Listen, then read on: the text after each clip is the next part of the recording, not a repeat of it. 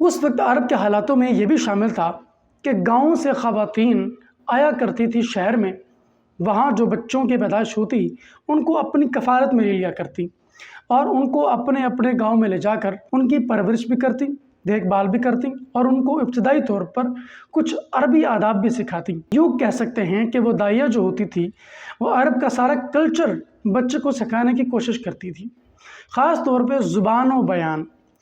بدوؤں کی جو زبان تھی، یعنی جو دیہات میں لوگ رہتے تھے، ان کی زبان شہر میں رہنے والے لوگوں سے زیادہ فصیح یعنی زیادہ ایکسپلیسٹ تھی، اس لیے ان کے پاس بچوں کو بھیجنے کا عام رواج تھا۔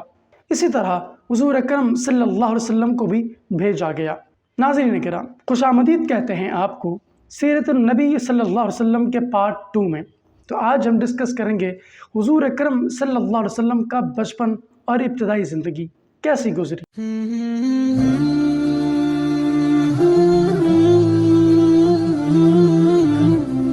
حضرت حلیمہ سعدیہ رضی اللہ تعالیٰ عنہ ایک بڑے غریب گھر کی خاتون تھی۔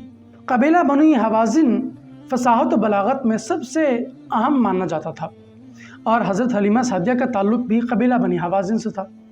یہ جب حضور کو اپنے پاس لے کر گئیں تو نبی اکرم صلی اللہ علیہ وسلم کی دیکھ بھال کرنے کے ساتھ ساتھ، آپ کی پرورش کرنے کے ساتھ ساتھ، جب آپ بولنا شروع ہوئے تو آپ کی زبان و بیان کو فصاحت و بلاغت کے ساتھ مرصع کرنے میں کردار ادا کیا ہے حضرت حلیمہ سعدیہ نے۔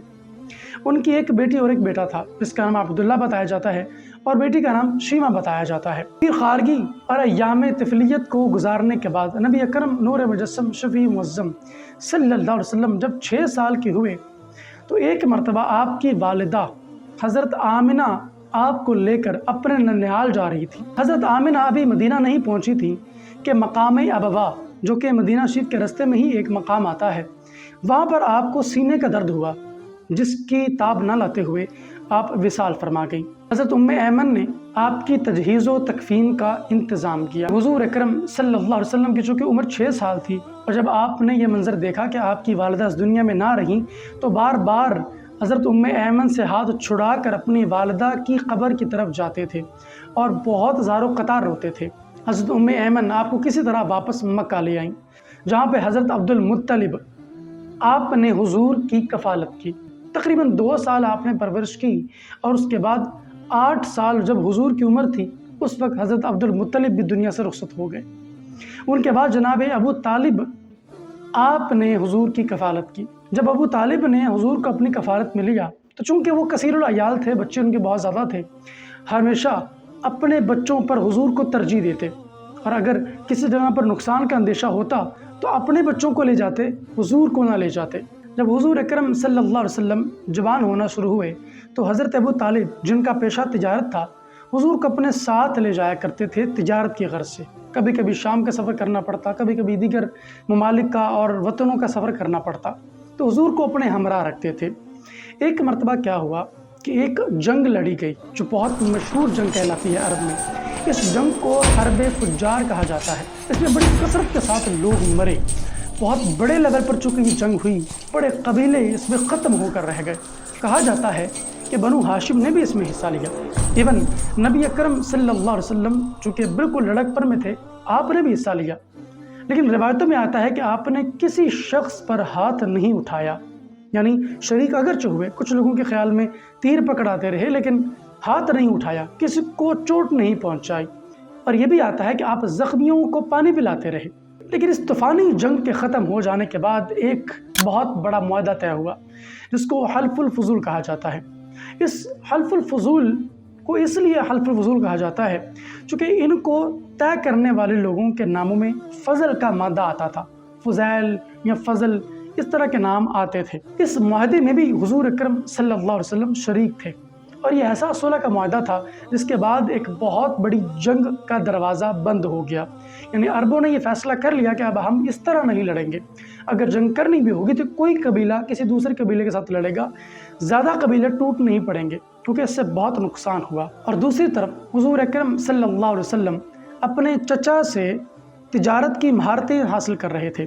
آپ کی شہرت اس قدر بڑھ گئی کہ پورے عرب میں یہ بات مشہور ہو گئی کہ بنو ہاشم کا ایک نوجوان ہے جو بالکل سچ بولتا ہے اور بڑا ہی ایماندار ہے، جو بھی اس کے پاس امانت رکھواتا ہے وہ امانت کی حفاظت کرتا ہے۔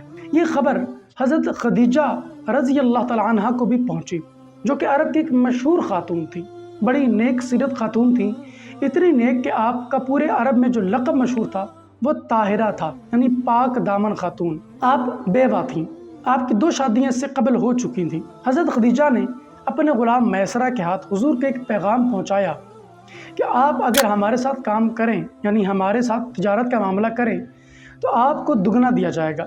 اور جب حضور اس پر راضی ہوئے تو آپ ان کا مال لے کر شام گئے، وہاں جا کر بیچا اور مال میں بہت منافع ہوا۔ لیکن چونکہ میسرہ بھی آپ کے ساتھ تھا، وہ سارے رستے آپ کے حالات و واقعات کو نوٹ کرتا رہا اور آبزرو کرتا رہا۔ اس نے واپس آ کر نفع کی بات بھی حضرت خدیجہ کو بتائی اور یہ بھی بتایا کہ یہ بہت ایماندار ہیں، ان کو کسی معاملے میں جلدی کرتا ہوا نہیں پایا، ہمیشہ سکون اور اطمینان کے ساتھ معاملہ کرتے ہیں اور لوگوں کو ان پر بہت اعتماد ہے۔ حضرت خدیجہ رضی اللہ تعالیٰ عنہ کو حضور اکرم صلی اللہ علیہ وسلم کی سیرت بہت پسند آئی، تو انہوں نے حضور اکرم صلی اللہ علیہ وسلم کو پیغام نکاح بھیجا، جس کو حضور نے قبول کر لیا۔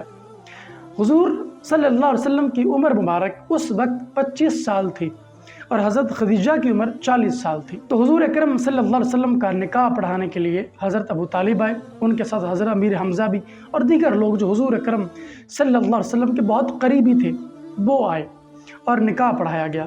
اور یوں نبی اکرم صلی اللہ علیہ وسلم کی سب سے پہلی زوجہ حضرت خدیجہ الکبریٰ رضی اللہ تعالیٰ عنہ ہوئی، جن کو ام المؤمنین بھی کہا جاتا ہے۔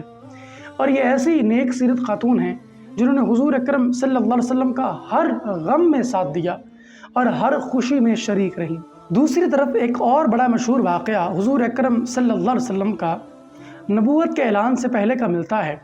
وہ واقعہ یہ ہے کہ جب کعبۃ اللہ اگرچہ مشرکوں کے زیر اثر تھا اور کسی حد تک اس میں کعبہ کے متولی حضور کے خاندان والے بھی تھے، تو معاملہ یہ ہوا کہ کعبہ کی دیواریں قد آدم کے برابر تھیں، لیکن مسئلہ یہ تھا کہ ٹوٹ پھوٹ کا شکار ہو چکی تھی اور اوپر چھت نہیں تھی۔ تو قریش اور دیگر قبائل نے مل کر یہ فیصلہ کیا کہ اس کو دوبارہ سے تعمیر کرتے ہیں۔ جدہ کے قریب ایک جہاز کنارے سے ٹکرا کر ٹوٹ گیا، جس کے تختے بڑے مضبوط تھے۔ تو ولید بن مغیرہ نے ان تختوں کو خریدا اور مکہ لے آیا اور کعبۃ اللہ کی تعمیر میں بانٹ دیے وہ تختے سارے قبائل کے اندر، تاکہ سب کا حصہ بن سکے، سارے اس میں شریک ہو سکیں۔ چونکہ یہ بڑے اعزاز کی بات تھی، اس لیے سبھی نے اس میں حصہ لیا اور سارے قبائل اگرچہ چھوٹا چھوٹا ٹکڑا ہی کیوں نہ لگانے لگے، سب نے اپنا حصہ ڈالا اور کعبہ کی تعمیر ہوئی۔ اب سارا خانہ کعبہ تعمیر ہو چکا، لیکن حجر اسود کو نصب کرنے کی جب باری آئی تو لوگوں میں اختلاف پیدا ہو گیا، اور وہی اختلاف پیدا ہوا جس سے پہلے لوگ ڈرا کرتے تھے۔ کہتے ہیں کہ عربوں کے اندر جب بھی کوئی شخص اوتھ لیا کرتا، قسم لیا کرتا اور یہ کہتا کہ میں اپنی جان کی قسم کھاتا ہوں اور اپنی جان بھی دے سکتا ہوں اس معاملے میں، تو وہ خون کا پیالہ پکڑتا اور اس میں اپنے انگوٹھے یا انگلیاں ڈبو دیا کرتا اور پھر قسم کھاتا کہ میں یہ کام ضرور کروں گا۔ یوں ہی ہوا اور کچھ لوگوں نے اس طرح کی قسمیں بھی کھا لیں اور پکا عہد کر لیا کہ اگر ہمارے برعکس کسی اور نے یہ کام کر لیا تو ہم اسے مار ڈالیں گے۔ اتنی جنونیت ان میں بھری ہوئی تھی۔ لیکن ایک دانا شخص نے کہا کہ ایسا کرتے ہیں کہ اس کو قسمت پر چھوڑ دیتے ہیں۔ ایسا کرتے ہیں کہ کل صبح جو شخص سب سے پہلے حرم پاک میں آئے گا اسی کے ہاتھ ہم یہ فیصلہ چھوڑیں گے کہ وہی اس کو نصب کرے۔ تو اگلے دن سب سے پہلے جو شخص حرم پاک میں داخل ہوا وہ آقا کریم صلی اللہ علیہ وسلم تھے، لیکن حضور اکرم صلی اللہ علیہ وسلم نے اس کو حکمت کے ساتھ سر انجام دیا۔ آپ نے دیکھا کہ سبھی کی خواہش ہے کہ وہ اس میں حصہ لیں، اور اگر میں اکیلا ہی اس کو نصب کروں گا تو بہت سارے لوگ خفا بھی ہو سکتے ہیں۔ تو حضور نے ایک چادر منگوا کر اس میں اس پتھر کو رکھا اور کہا کہ سارے عرب قبائل اس کے کونوں کو پکڑ لیں۔ تو مختلف لوگوں نے اس کے کناروں کو اور کونوں کو پکڑ لیا اور پھر حضور اکرم صلی اللہ علیہ وسلم حجر اسود کو خانہ کعبہ کے قریب لائے اور اپنے ہاتھوں سے اس کو نصب کر دیا۔ لوگ اس بات سے بڑے خوش ہوئے کہ نبی اکرم صلی اللہ علیہ وسلم کے فیصلے سے سارے لوگ اس معاملے میں شریک ہو گئے اور کوئی ناخوشگوار واقعہ پیش نہیں آیا جس سے لوگ مصیبت میں تکلیف میں مبتلا ہوتے۔ ناظرین کرام، یہ تھے وہ چیدہ حالات جو اعلان نبوت سے پہلے پیش آئے۔ امید ہے آپ کو ویڈیو اچھا لگا ہوگا۔ اب آپ کو ملتے ہیں کہ نئی ویڈیو میں، تب تک کے لیے اللہ حافظ۔